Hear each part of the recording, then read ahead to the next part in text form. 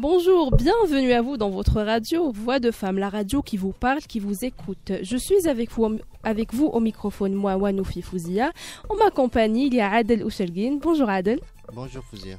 Et puis aussi, il y a deux invités. Nadjib Aliwa, il est créateur de mode. Bonjour. Bonjour Fouzia. Et puis son assistante Fadela Silmi.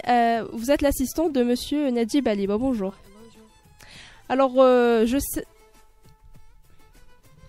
je salue nos fans sur notre page Facebook Voix de Femmes des Z, aussi nos fidèles sur notre site, et puis nos abonnés sur YouTube. Et nous commençons en musique avec Samira Brahmia et Stéphanie Sandoz de Paris à Alger. Allons-y, Talel.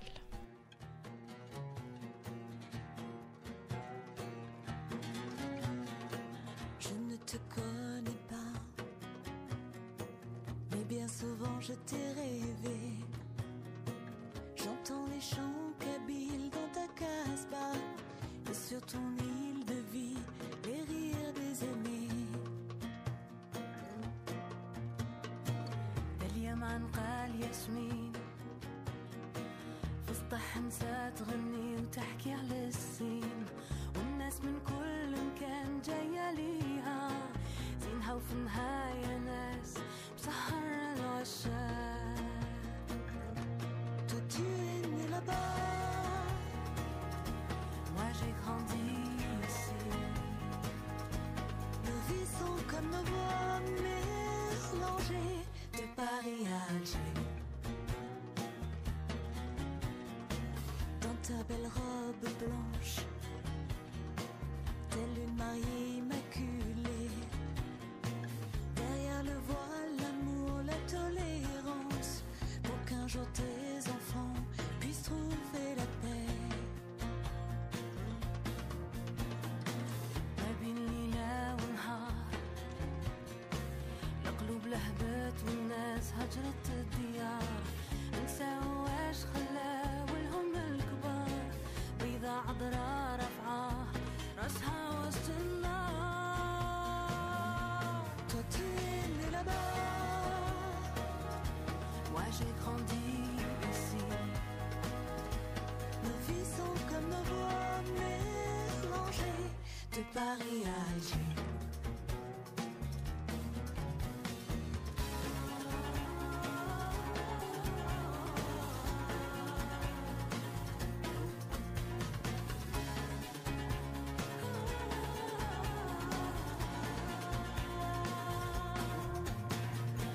J'imagine Bab el-Oued, des mosquées d'or et des ruelles. À la télé, il y a les pleurs, les raids, mais je sais qu'El Badja est une citadelle. عدت أيام الحقد والزين بدا ينسى ويداوي جرحه وبداو الأولاد يلعبوا ونسى يغنوا بدال يغيروا عليها فهموا لها القيمة. Toi tu es né là-bas, moi j'ai grandi ici.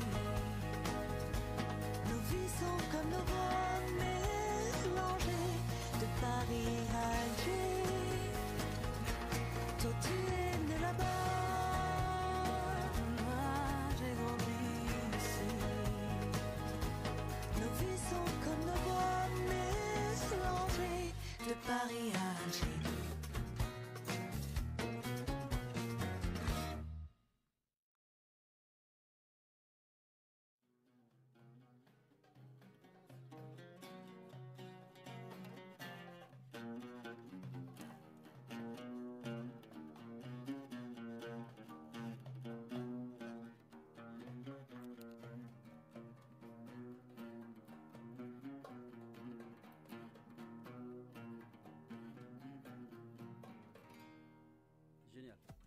Nous revoilà à nouveau et nous commençons avec l'info et avec Adel.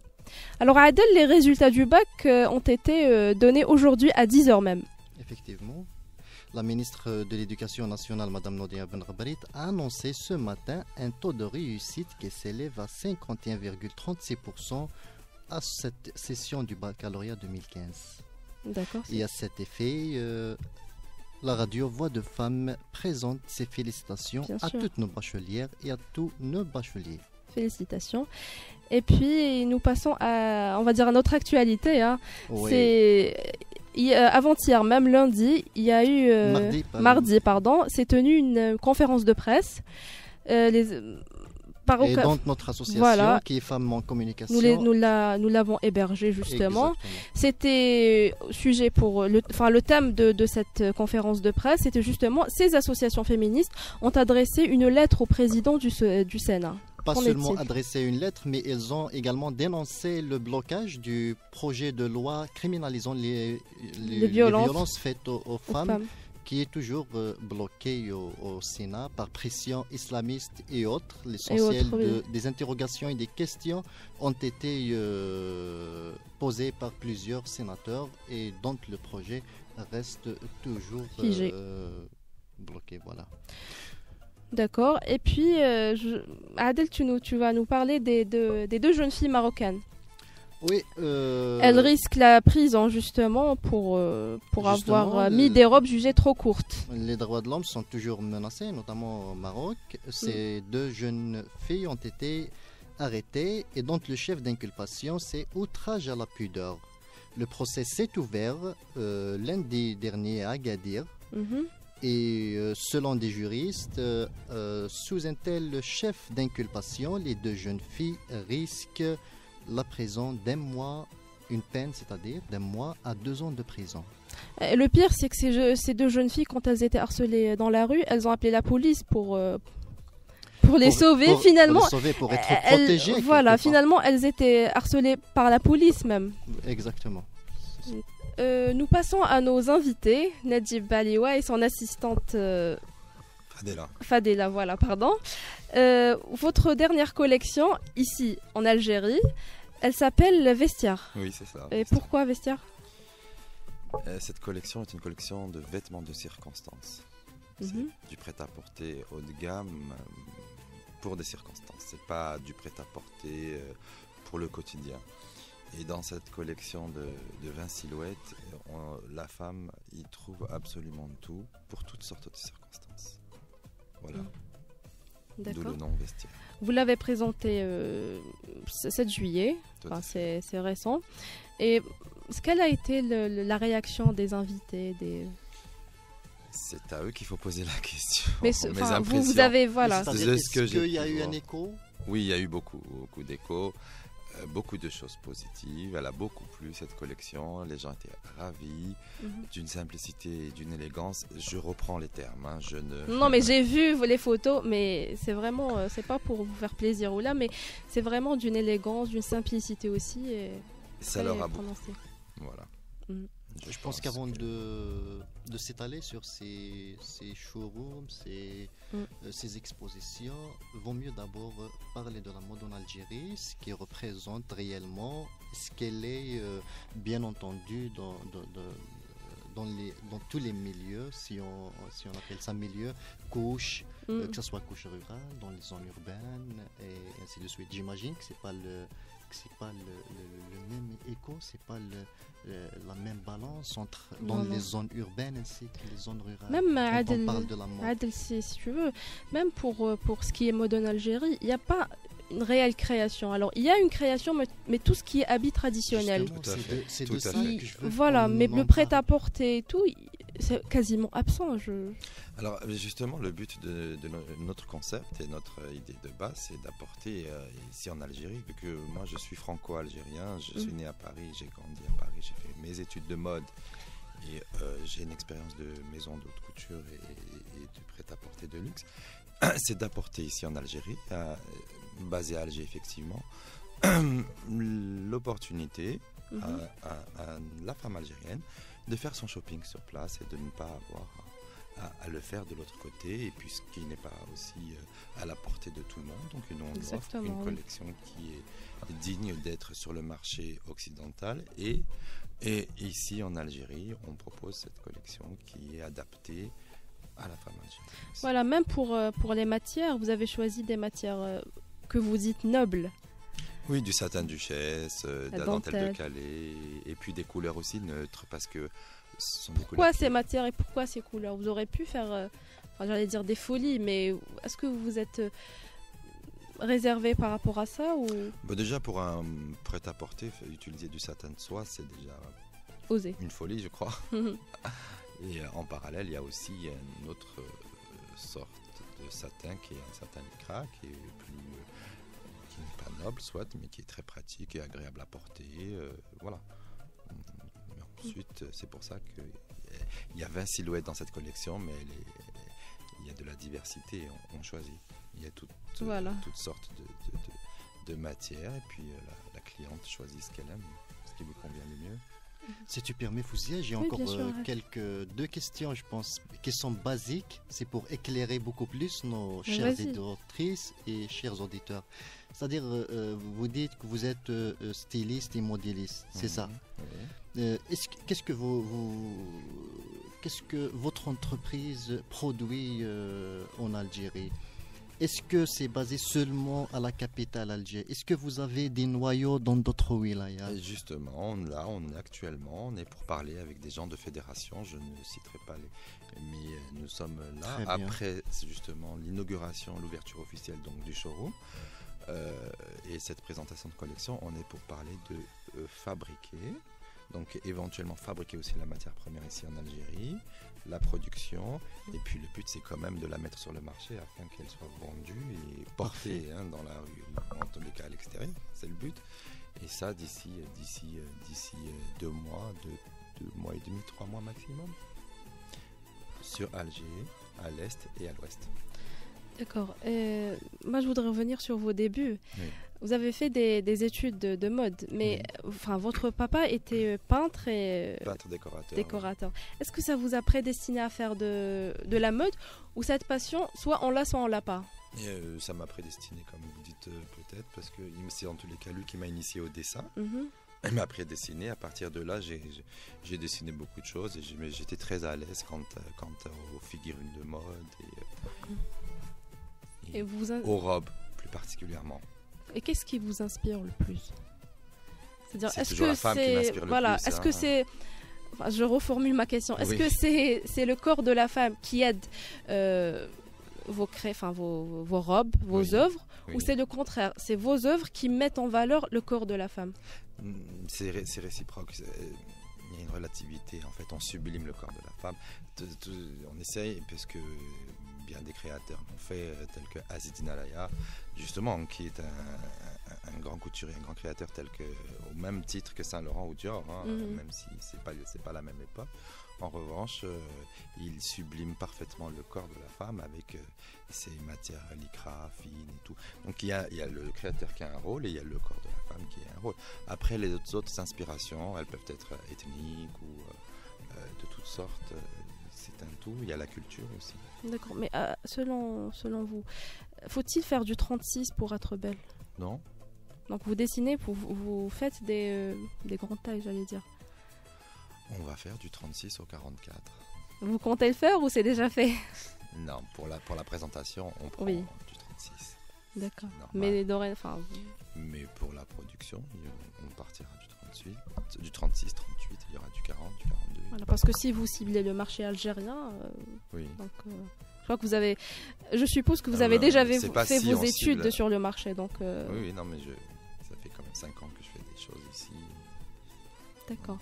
Et moi, je voudrais revenir sur vos collaborateurs. Vous les choisissez comment? Ou là, c'est vous, c'est eux qui vous choisissent? C'est pas eux qui me choisissent. Ça s'est fait naturellement finalement. Mhm. Je les choisis en fonction de leurs compétences et en fonction de leur motivation. D'accord. Et vous comptez vous y mettre dans tout ce qui est traditionnel, habits Non. traditionnels et tout? Non, je peux le faire. Mhm. Mais On sait faire. Peut-être on fera une collection un de ces jours, pourquoi pas. Mais vraiment le but, c'est ici en Algérie, c'est de développer une industrie textile et créer une marque ici en Algérie de prêt-à-porter, comme je vous le disais, pour éviter d'aller de l'autre côté faire son shopping. Beaucoup font du traditionnel.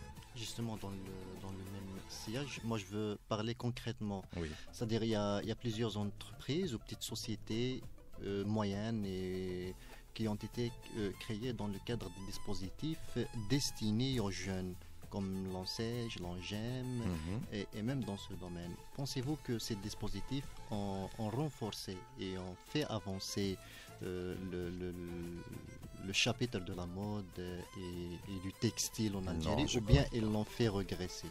Je ne pense Quel pas constat que faites-vous aujourd'hui? ces organismes sont là, c'est un fait, et ils peuvent aider à la création d'entreprises. Après, plus particulièrement dans le secteur de la mode, je ne pense pas, parce que c'est un métier qui est inexistant et méconnu de beaucoup.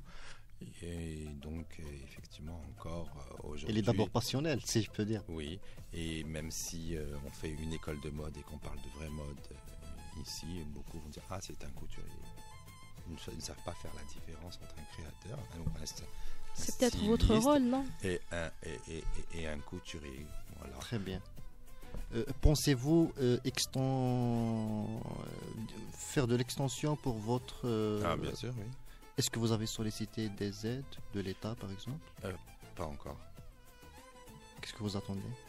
Mais il arrive à subvenir. Pour l'instant, on s'assume, mais on va solliciter. Moi, je voudrais vous poser une question peut-être assez naïve, mais quels sont vos critères de beauté? Mes critères de beauté? Oui. À quel point de vue? Je sais pas, c'est-à-dire quand vous dessinez pour tout le monde.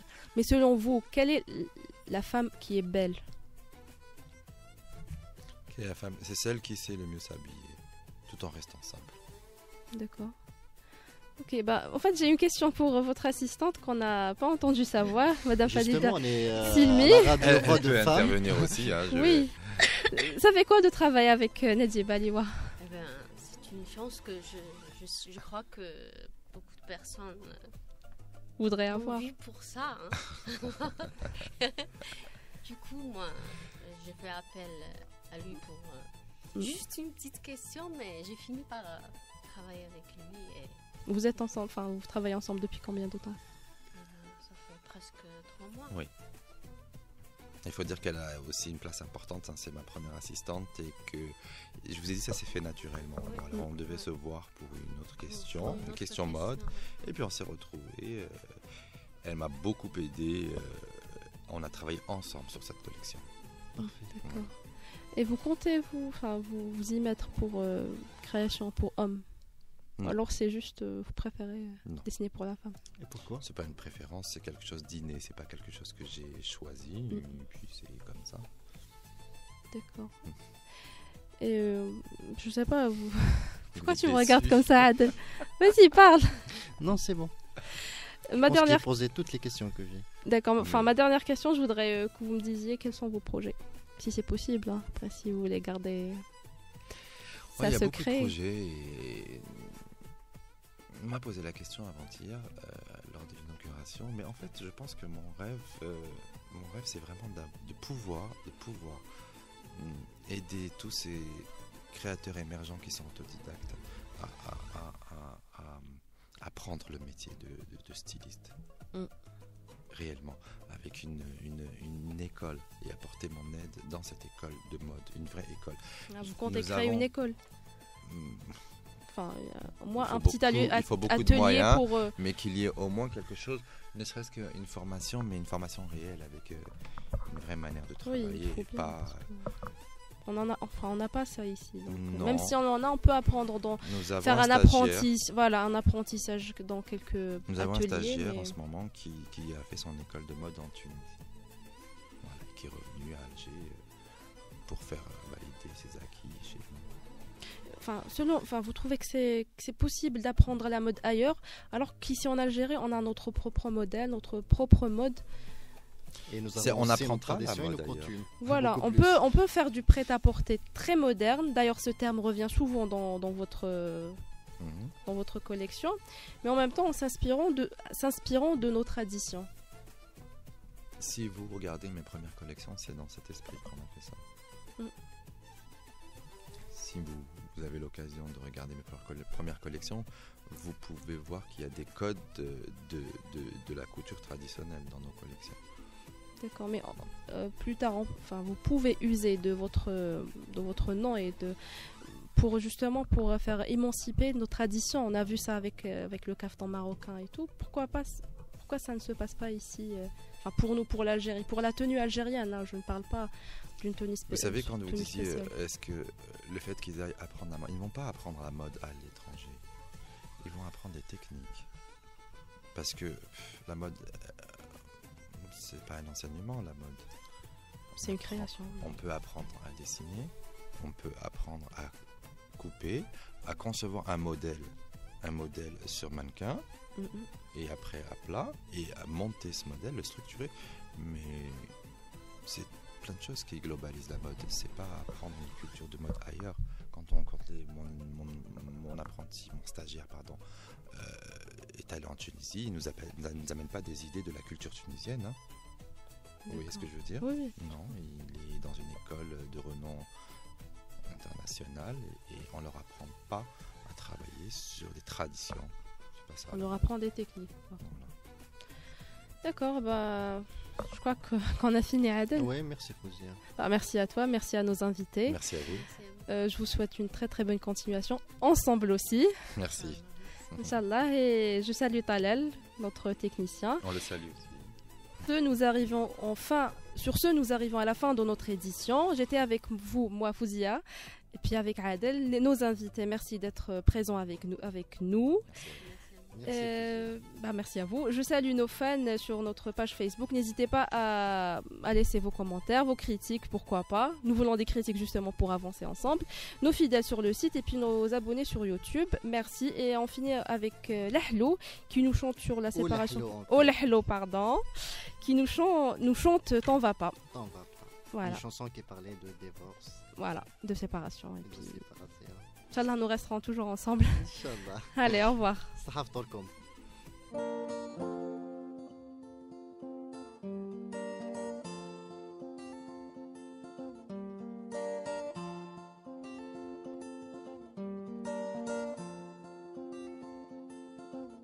T'en vas pas, tu vas pas recommencer.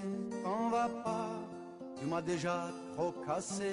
T'en vas pas, 2 fois c'est déjà assez. Une fois ça fait banal, 2 fois c'est déjà pas mal. 3 fois ça fait très mal, t'en vas pas. Mon cœur n'est pas un gadget, un jouet que l'on achète et qu'on casse et puis qu'on jette, t'en vas pas. C'est vraiment pas le moment de céder à tes démons. Purée, on n'a plus 20 ans, t'en vas pas. La mairie c'est pas un jeu, pour le plaisir quand on veut, pour passer le temps il y a mieux, t'en vas pas. T'en vas pas, tu vas pas recommencer, t'en vas pas, tu m'as déjà trop cassé, t'en vas pas, 2 fois c'est déjà assez.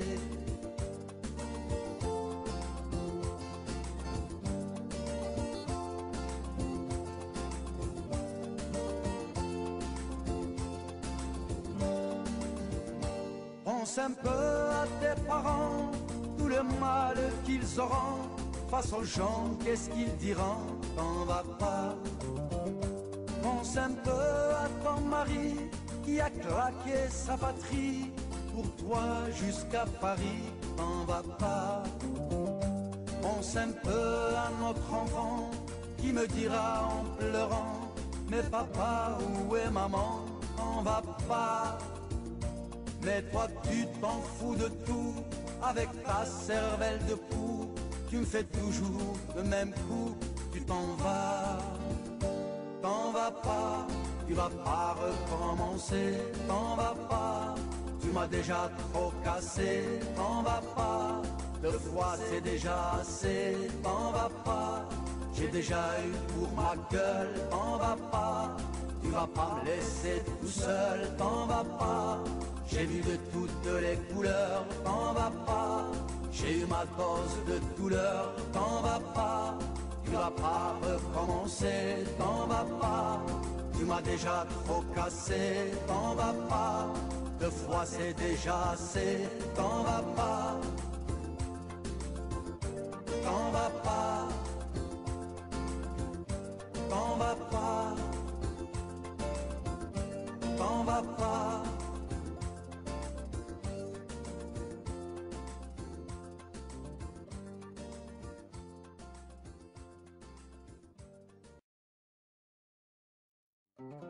Les belles chansons d'amour de Brel, Ferré, Aznavour, elles sont toutes jolies, mais à trop de mélancolie.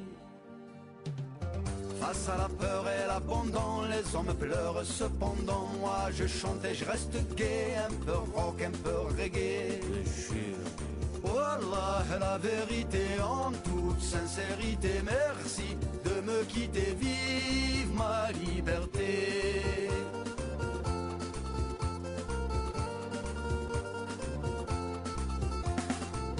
Je suis né pour être libre sur ma montagne comme un tigre. Je ne supporte pas les cages ainsi que les chaînes de ménage. C'est comme ça et c'est normal du fait que je suis un mâle. C'est pas de ma faute, mademoiselle, si j'aime la chasse aux gazelles.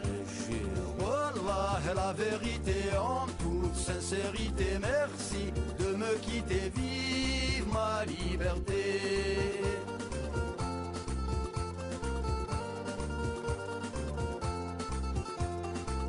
Pourquoi je ne comprends pas, on se tue toi et moi à se déranger toutes les nuits, à partager le même lit.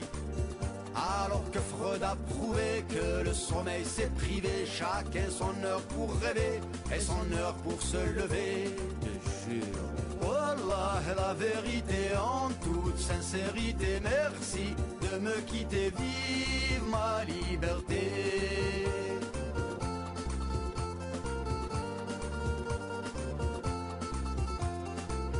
D'ailleurs je n'aime pas Paris et le stress et le ciel gris de la folle machine urbaine, c'est vraiment pas mon aubaine. Je préfère mes collines, mes oliviers, mes racines, mon village et mes amis au soleil de Kabylie. Wallah, la vérité en toute sincérité, merci de me quitter, vive ma liberté. Wallah, la vérité en toute sincérité, merci de me quitter, vive ma liberté.